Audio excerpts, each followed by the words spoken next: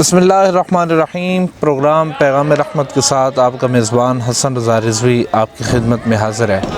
नाज़रीन कराम, दारुल उलूम मोहम्मदिया गौसिया मुस्तफ़ा आबाद के प्लेटफार्म से आज हमने सिलसिला सवाल जवाब का आगाज़ किया है और इसमें हम उन सवालात के जवाबात देंगे जो लोगों ने हमसे कमेंट बॉक्स में या व्हाट्सएप के ऊपर रब्ता करके हमसे पूछे हैं, और वो फ़िक़ही सवाल हैं और रोज़े के मुताल्लिक़ हैं। चूँकि रमज़ान का महीना है, इसके अंदर लोगों को मुख्तलिफ़ मसाइल का सामना करना पड़ता है। मुख्तलिफ़ मसाइल जो है वो लोगों के ज़हनों पे दस्तक देते हैं। तो हमारे साथ मौजूद हैं मुफ्ती राशिद हुसैन साहिब। सर, आपका शुक्रिया, आपने हमें टाइम दिया। तो बिला तख़ीर मैं आपसे सवाल करना चाहूँगा। पहला जो सवाल हमसे किया गया है वो ये है कि रोज़े की हालत में खून देना कैसा है। लोग खून का अतिया जब करते हैं तो रमज़ान में अगर दिन के वक्त रोज़ा की हालत में अगर खून देना पड़ जाए तो उसका क्या हुक्म है? बिस्मिल्लाहिर्रहमानिर्रहीम। जी, ये सिलसिला फ़िक़ही मसाइल के साथ आपने ये सवालात इकट्ठे किए हैं और अवामुन नास की भलाई के लिए। पहला सवाल रोज़े की हालत में खून देने के मुताल्लिक़ है।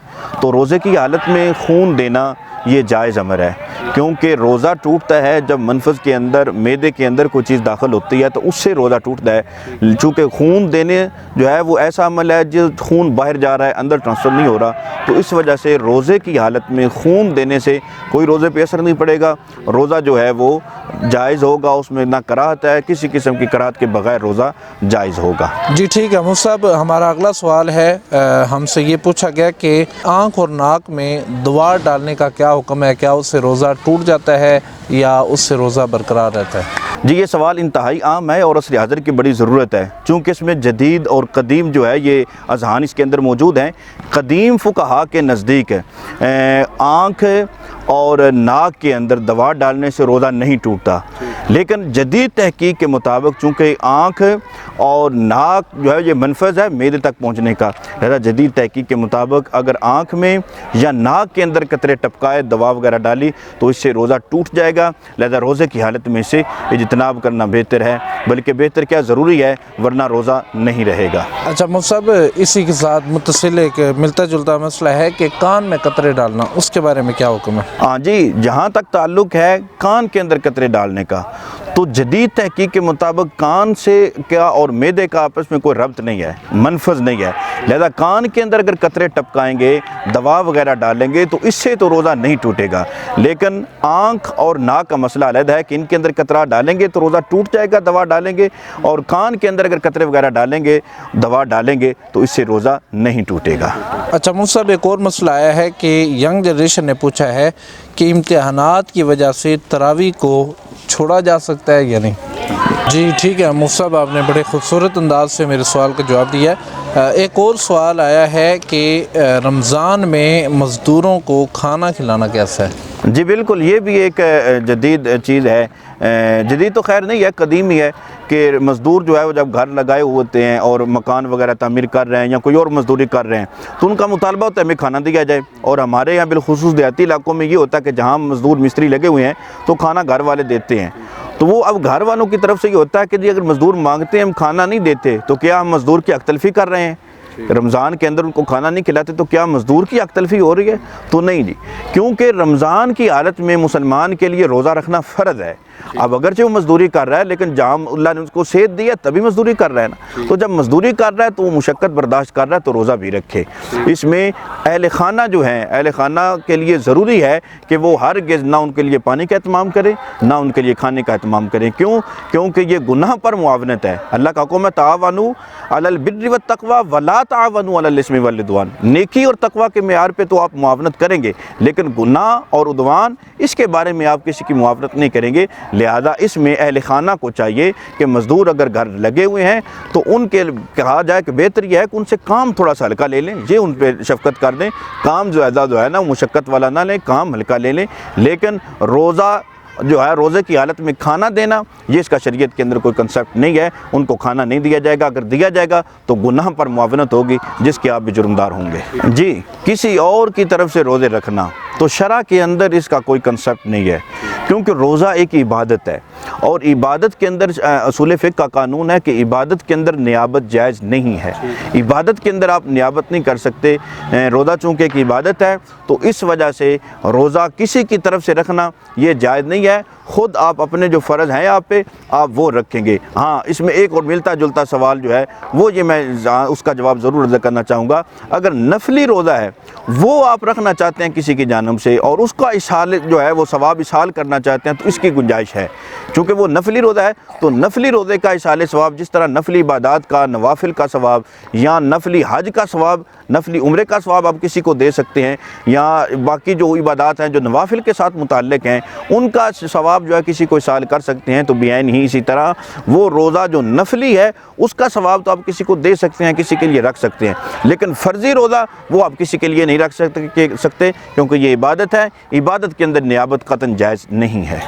جی ٹھیک ہے مفتی صاحب، ایک اور سوال آیا ہے، جو بیرونی ممالک تعلق رکھنے والے لوگ ہیں وہ پوچھ رہے ہیں کہ سعودی عرب سے روزہ رکھ کر پاکستان آئیں تو کس ملک کے مطابق روزہ افطار ہوگا؟ جی بالکل حسن صاحب، یہ بڑا انتہائی اور سنجیدہ مسئلہ ہے، چونکہ آج کل اتنا سفر آسان اور تیز ہو گیا ہے کہ بندہ روزہ کسی اور ملک میں رکھتا ہے، افطار کسی اور ملک میں کرتا ہے، تو حکم یہ شرع کا ہے کہ اگر آپ نے سعودی عربیہ کے مطابق روزہ رکھا ہے، وہاں سے پھر آپ نے فلائٹ پکڑی، پاکستان آ گئے، پاکستان آنے سے پہلے بھی روزہ افطار کا وقت نہیں ہوا، تو اب آپ چونکہ پاکستان میں آ گئے، اب جہاں آپ پہنچ چکے ہیں اس پاکستان کے وقت کے مطابق آپ نے روزہ افطار کرنا ہے، وہاں سعودیہ والا چونکہ آپ نے رکھا تھا تو اس کے مطابق آپ نے افطار نہیں کرنا، اگرچہ اس میں سہولت بن رہی ہے 2 گھنٹے کا روزہ، چونکہ 2 گھنٹے کا ہمارا اور سعودیہ کا فرق ہے، 2 گھنٹے کی سہولت مل رہی ہے، لیکن وہ شرع کی طرف سے ظاہری بات ہے آپ سفر میں ہیں اور سفر کی حالت میں یہاں پہنچے ہیں، اور یہاں پہنچنے پر چونکہ پاکستان میں بھی افطاری کا وقت ہوا یا نہیں ہوا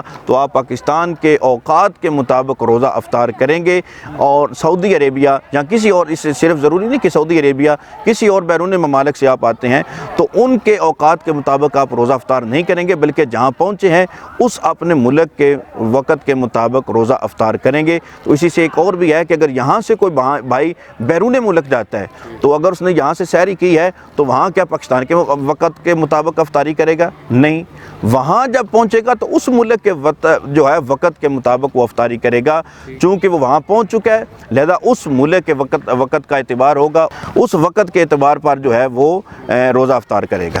اچھا مفتی صاحب، ایک اور سوال ہے، جو لوگ شوگر کے مریض ہیں انہوں نے ایک انہیلر کا ایک استعمال کرنا ہوتا ہے، تو اس کے بارے میں بتائیں کہ روزے کی حالت میں کیا انہیلر استعمال کیا جا سکتا ہے؟ جی یہ بھی ایک جدید مسئلہ ہے، انہیلر کے ساتھ روزہ جو ہے وہ ٹوٹ جاتا ہے، چونکہ مادی چیز جو ہے وہ اندر داخل ہو رہی ہوتی ہے اور بھاپ کے ذریعے ہو رہی ہوتی ہے تو اس سے روزہ جو ہے وہ ٹوٹ جاتا ہے۔ ہاں اس سے یہ ہے کہ چونکہ اس کے ظاہری بات ہے مجبوری ہے تو اس سے کفارہ لازم نہیں آئے گا، قضا لازم آئے گی، قضا وہ کرے گا لیکن روزہ بہرحال نہیں رہے گا، روزہ اس سے ٹوٹ جائے گا۔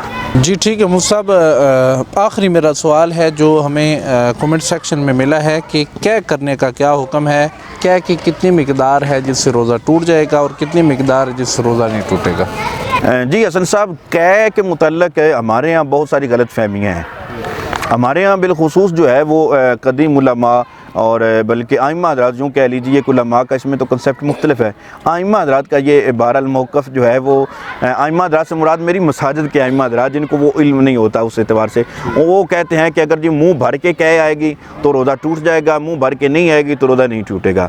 اس کی اصل جو ہے وہ یہ ہے کہ اگر قے خود بخود آئے تو اس سے روزہ نہیں ٹوٹے گا، وہ چاہے منہ بھر کر آئے چاہے تھوڑی مقدار میں آئے۔ ہاں اگر انسان کا اپنا عمل ہے، خود جان بوجھ کے وہ قے لے رہا ہے تو اب اس صورت میں اگر تھوڑی ہے تو پھر اس کا روزہ تو نہیں ٹوٹے گا، لیکن اگر منہ بھر کے اس کو قے آ گئی اپنے عمل سے تو اس سے روزہ جو ہے وہ ٹوٹ جائے گا، لیکن اگر قے خود بخود آتی ہے چاہے وہ تھوڑی آئے چاہے وہ زیادہ ہے اس سے روزہ نہیں ٹوٹے گا۔ ہاں ایک چیز اس میں تھوڑی سی احتیاط ہے، اگر قے کے ذرات وہ واپس منہ کے اندر چلے گئے تو یہ روزے کے فساد کا سبب بنیں گے، لیکن قے بذات خود اگر باہر نکلی ہے تو اس قے کے آنے کی وجہ سے روزے پہ کوئی اثر نہیں پڑتا، روزہ انسان کا باقی ہے۔ یہ بے شمار مسائل کا سامنا کرنا پڑتا ہے، ہمارے جو ائمہ حضرات ان کو خیال کرنا چاہیے کہ جب لوگ اس طرح کے مسائل ان سے پوچھنے کے لیے آتے ہیں تو فوراً خود اسے بتا دیتے ہیں، ان کے روزہ جو ہے وہ اس کا توڑانے کا سبب بن جاتے ہیں۔ تو اس وجہ سے میں یہ بھی یہاں التماس کروں گا اپنے ائمہ حضرات سے کہ جو علم نہیں رکھتے، اللہ کا حکم معلوم ہے فاسألوا اہل الذکر ان کنتم لا تعلمون، اگر تم علم نہیں ہے تو اہل ذکر سے پوچھیے، علماء سے پوچھیے، خود بخود مسائل بتانے کی کوشش نہ کی جائے بلکہ علماء سے رجوع کیا جائے، اور جدید جو مسائل پیش آمدہ مسائل ہیں ان سے ضروری ہے کہ وہ ضرور بر ضرور جو ہے نا علماء سے تصحیح ان کی کرا لی جائے، تب جا کر جو ہے وہ جواب دیا جائے۔ جی ٹھیک ہے مفتی صاحب، آپ نے بڑے خوبصورت انداز سے میرے ہر سوال کا جواب دیا ہے، بلکہ کمنٹ سیکشن میں واٹس ایپ کے اوپر جو لوگوں نے ہم سے رہنمائی لی ہے، سوالات کیے ہیں، میں نے سارے سوالات مفتی صاحب سے کیے ہیں، مجھے انہوں نے بڑے خوبصورت انداز سے ہر سوال کا جواب دیا ہے۔ تو آپ کو رمضان المبارک میں روزے کی حالت میں اگر کسی مسئلے کے بارے میں کوئی تشویش ہو، کوئی معاملہ ہو، تو آپ ہمارے دیے گئے واٹس ایپ نمبر کے اوپر رابطہ کر سکتے ہیں۔ روزے کے متعلق سوالات ہوں یا کوئی اور فقہی سوالات ہوں، کسی مسئلے میں بھی آپ کو تشویش ہو، ہمارے دیے گئے واٹس ایپ نمبر کے اوپر آپ رابطہ کر سکتے ہیں۔ ہمارے پینل کے جو اسکالرز ہیں، جو مفتیان کرام ہیں، جو علماء کرام ہیں، ان سے رہنمائی لے کے آپ کے ہر سوال کا جواب دیا جائے گا۔ تو آپ نے کسی بھی مسئلے کے بارے میں پوچھنا ہو تو دیے گئے واٹس ایپ نمبرز کے اوپر آپ رابطہ کر سکتے ہیں۔ سلسلہ سوال و جواب جو ہے وہ اپنے اختتام کو پہنچتا ہے۔ اپنے میزبان حسن رضا رضوی کو اجازت دیجیے، اللہ نگہبان۔